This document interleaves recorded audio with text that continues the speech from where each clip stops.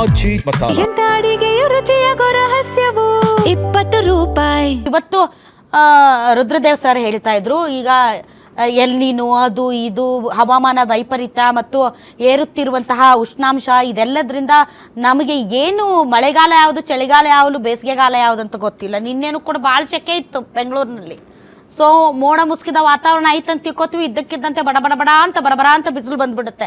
ಇಂತಹ ಸಂದರ್ಭದಲ್ಲಿ sir 24x7 ಇಂತಹ ಸಂದಿಗ್ಧ ಪರಿಸ್ಥಿತಿಗಳಲ್ಲಿ ಅದಕ್ಕೆ ಅಂತ ಯೋಚನೆ ಮಾಡುವಂಥ ತಜ್ಞರು ಇರಬೇಕು. ಮುಖ್ಯಮಂತ್ರಿಗಳೇ ಕುತ್ಕೊಂಡು ಮಾಡಬೇಕಂತಲ್ಲ. ಅಂಥದ್ದು ಏನಾದರೂ ಆಯ್ತಾ ಆ್ಯಕ್ಟಿವ್ ಆಗಿ, ಅಥವಾ ಎಲ್ಲರೂ ಈಗ ಈ ಒಂದು ಸರ್ಕಾರ ಸಂಪುಟ ವಿಸ್ತರಣೆ ಈ ಒಂದು ಹಗ್ಗ ಜಗ್ಗಾಟದಲ್ಲಿ ಎಲ್ಲರೂ ಮೈ ಮರೆತು ಕೂತ್ಬಿಟ್ಟಿದಾರಲ್ಲ ಸರ್, ಕೂತ್ಬಿಟ್ಟಿದ್ದಾರೆ ಅಂತ ಅನ್ಸುತ್ತೆ ಸರ್?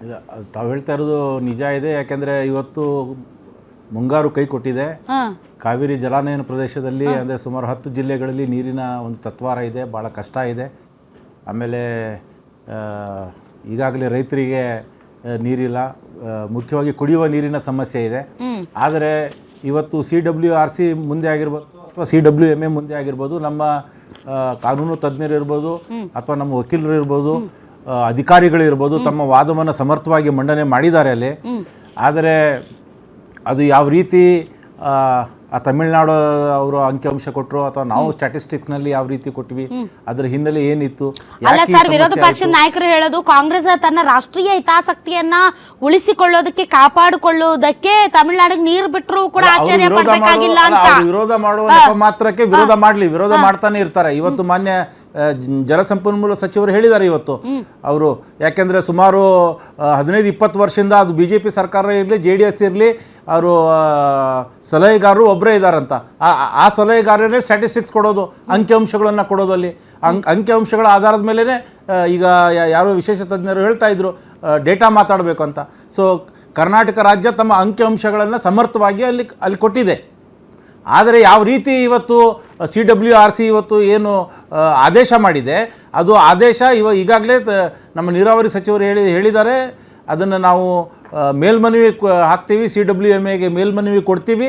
ಅದ್ರ ಮೇಲೆ ಅಲ್ಲ ಸರ್, ಜನರಲ್ ಆಗಿ ಜನ ಯೋಚನೆ ಏನು ಮಾಡ್ತಾರೆ ಗೊತ್ತಾ ಇರ್ಷಾದ್ ಅಹಮದ್ ಅವರೇ? ಇವಾಗ ಯಾವುದೇ ಒಂದು ಕೇಸು ಸೋಲೋದಕ್ಕೆ ಅಥವಾ ಯಾವುದೇ ಒಂದು ಕೇಸು ನಮ್ಮ ವಿರುದ್ಧವಾದಂತಹ ಆದೇಶ ನಿರ್ಣಯ ಬರೋದಕ್ಕೆ ನಾವು ಸರಿಯಾಗಿ ವಾದ ಮಂಡನೆ ಮಾಡಿಲ್ಲ ಅನ್ನೋದೇ ಬರುತ್ತೆ ಹೊರತು, ಅಥವಾ ದಾಖಲೆಗಳನ್ನು ಸರಿಯಾಗಿ ಅಲ್ಲಿ ಸಮಿತಿಯ ಮುಂದೆ ಇಟ್ಟಿಲ್ಲ ಅವರು ಅಂಕಿಅಂಶಗಳನ್ನ ಅನ್ನೋದೇ ಬರುತ್ತೆ ಹೊರತು, ಅದು ಬಿಟ್ಬಿಟ್ಟು ಬೇರೆ ಏನು ಬರಲ್ಲ ರೀ ಸರ್. ಇವತ್ತು ಕೂಡ ಪ್ರತಿ ಸಲನೂ ಕೂಡ ಅದೇನು ನೀವಿದ್ದೀರಿ ಅಂತಲ್ಲ, ಕಾಂಗ್ರೆಸ್ ಇದೆ ಅಂತಲ್ಲ, ಪ್ರತಿ ಸಲ ನೀವು ನೋಡ್ರಿ ನಮಗೆ ನೀರೇ ಇರೋದಿಲ್ಲ. ಯಾವ ಲೆವೆಲ್ ಅಂದ್ರೆ KRS ಅಲ್ಲಿ ಹೂಳು ಏನ್ ತುಂಬಿರುತ್ತೆ ಅದೇ ಕಾಣ್ತಿರುತ್ತೆ, ಮಣ್ಣು ಕಾಣ್ತಿರುತ್ತೆ, ಆದ್ರೂ ಕೂಡ ನೀರ್ ಬಿಡ್ರಿ ಅಂತ ಹೇಳ್ತಾರೆ. ಸೊ ಅದ್ ಏನು ಅದು ಒಂಥರ ನಮ್ಗೆ ಕಟ್ಟಿಟ್ಟ ಬುತ್ತಿ ಅದು ಅಲ್ಲ. ಅದು ತಾವು ಹೇಳ್ತಾ ಇರೋದು ನಿಜ ಇದೆ. ಇವತ್ತು ನಾವೇನು ನಮ್ಮ ವಾದವನ್ನು ಮಂಡನೆ ಮಾಡಿದ್ದೀವಿ, ಆ ವಾದ ಸಮರ್ಥವಾಗಿ ಮಂಡನೆ ಮಾಡಿದ್ದೀವಿ. ಆದರೂ ಯಾಕೆ ಈ ರೀತಿ ಆಗಿದೆ ಅನ್ನೋದನ್ನು ಇವತ್ತು ಯೋಚನೆ ಮಾಡುವಂಥ ಒಂದು ಸಂದರ್ಭ ಬಂದಿದೆ. ಮಾನ್ಯ ಮುಖ್ಯಮಂತ್ರಿಗಳು ಈಗಾಗಲೇ ಸ್ಪಷ್ಟವಾಗಿ ಹೇಳಿದ್ದಾರೆ, ಮಾನ್ಯ ನೀರಾವರಿ ಸಚಿವರು ಸ್ಪಷ್ಟವಾಗಿ ಹೇಳಿದ್ದಾರೆ, ನಾವು ಮೇಲ್ಮನವಿ ಮಾಡ್ತೀವಿ, ನಾವು ನೀರು ಬಿಡಲ್ಲ ಅಂತ. ಸೊ ನಮ್ಮ ಸ್ಟ್ಯಾಂಡು ಇವತ್ತು ಕರ್ನಾಟಕ ರಾಜ್ಯದ ನೆಲ ಜಲ ಭಾಷೆಯ ವಿಷಯ ಬಂದಾಗ ಕಾಂಗ್ರೆಸ್ ಪಕ್ಷ ಯಾವತ್ತೂ ರಾಜಿ ಮಾಡಿಲ್ಲ. ಅದು ಮಾನ್ಯ ಬಂಗಾರಪ್ಪನವರ ಕಾಲದಲ್ಲಿ ತಾವು ನೋಡಿದ್ರಿ ಯಾವ ರೀತಿ ಅವರು ಸುಗ್ರೀವಾಜ್ಞೆ ತಂದು ಇವತ್ತು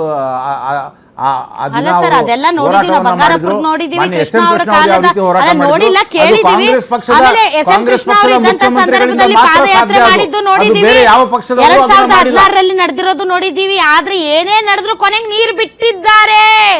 ನೀರು ಬಿಟ್ಟಿಲ್ಲ ಅಂತ ಎದೆ ತಟ್ಕೊಂಡು ಹೇಳುವಂತ ಯಾವ ಮುಖ್ಯಮಂತ್ರಿನೂ ಇಲ್ಲ. ಬೇಕಾದ್ರೆ ಸರ್ ನನ್ನನ್ನು ಚಂದ್ರಶೇಖರ್ ಸರ್ ನನ್ನನ್ನು ಕರೆಕ್ಟ್ ಮಾಡ್ಬೋದು. ನಾವು ಭಾಳ ಪ್ರಯತ್ನ ಪಟ್ಟು ಸುಗ್ರೀವಾಜ್ಞೆ ತಂದು ನ್ಯಾಯಾಂಗ ನಿಂದನೆ ಅಂತ ಸುಪ್ರೀಂ ಕೋರ್ಟ್ ಚೀಮಾರಿ ಹಾಕಿದ ಮೇಲೆ ನಾವು ಬಿಟ್ಟಿವಿ ಸರ್. ಬಿಟ್ಟಿಲ್ಲ ಅನ್ನೋ ಉದಾಹರಣೆ ಇಲ್ಲ. ಇವತ್ತೇನು ಭಾಷಣ ಹೊಡಿಬೋದು ಇವ್ರು, ಯಾರು BJP ಅವರು ಅಥವಾ JDS ಅವರು ಯಾರೇ ಆಗಲಿ, ಬಿಟ್ಟಿಲ್ಲ ಅಂತ ಇಲ್ಲ. ಆದ್ರೆ ಯಾಕೆ ನಾವು ಸಮರ್ಥವಾಗಿ ನಮ್ಮ ವಾದ ಮಂಡನೆ ಮಾಡೋಕ್ಕಾಗಲ್ಲ?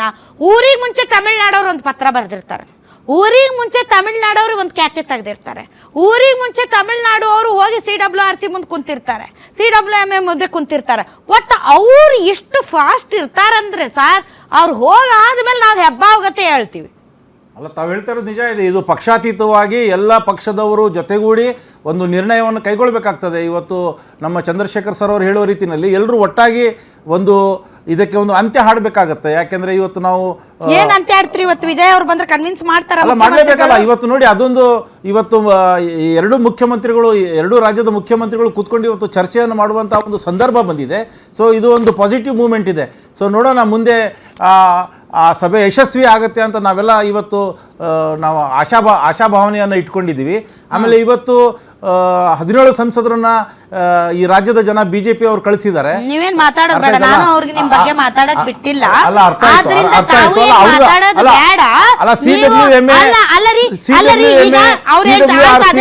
ಇವತ್ತು ಕೇಂದ್ರದ ಅಡಿನಲ್ಲಿದೆ ಬರುವಂತದ್ದು.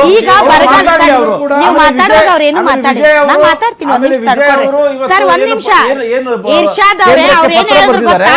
ಊರಿಗೆ ಬರಗಾಲ ಬರುತ್ತೆ ಅಂತ ಎಲ್ಲರಿಗೂ ಗೊತ್ತಿತ್ತು, ಕ್ಷಾಮ ಇದೆ, ಬರಗಾಲ ಇದೆ, ಮಳೆಯ ಕೊರತೆ ಇದೆ ಅಂತ ಗೊತ್ತಿದ್ರು ಕೂಡ ಎಲ್ಲಾರು ನಿಯೋಗ ತಗೊಂಡು ಹೋಗಿ ಈ ವಿಚಾರದಲ್ಲಿ ಸಮಿತಿಯ ಮುಂದೆನೋ ಅಥವಾ ಕೇಂದ್ರ ಸರ್ಕಾರದ ಮುಂದೆನೋ ಸಮರ್ಥವಾಗಿ ನಮ್ದು ಗ್ರೌಂಡ್ ರಿಯಾಲಿಟಿ ಏನಿದೆ ಅದನ್ನ ಇಡೋದು ಬಿಟ್ಬಿಟ್ಟು ಈಗ ಸಮಿತಿ ಆದೇಶ ಬಂದ ಮೇಲೆ ನೀನ್ ಬರಪ್ಪ ಅಂತ ಮೊಕ್ಕೆ ಕೊಟ್ಟು ಈಗ ಈ ರಾಜ್ಯಕ್ಕೆ ತೆರಿಗೆ ವಿಷಯದಲ್ಲಿ ಆಗಿರ್ಬೋದು, ನೀರಾವರಿ ವಿಷಯದಲ್ಲಿ ಆಗಿರ್ಬೋದು, ಅನುದಾನದ ವಿಷಯದಲ್ಲಿ ಆಗಿರ್ಬೋದು, ಯಾವುದೇ ವಿಷಯದಲ್ಲೂ ಮಾನ್ಯ ಪ್ರಧಾನಮಂತ್ರಿಗಳಿಗೆ ತಾಕತ್ತಿಲ್ಲ ಅಂತ ಇವತ್ತು ರೈತರು ಸಾಯ್ತಾ ಇದ್ದಾರೆ ಈ ವಿಚಾರವಾಗಿ ಮಾತಾಡ್ರಿ.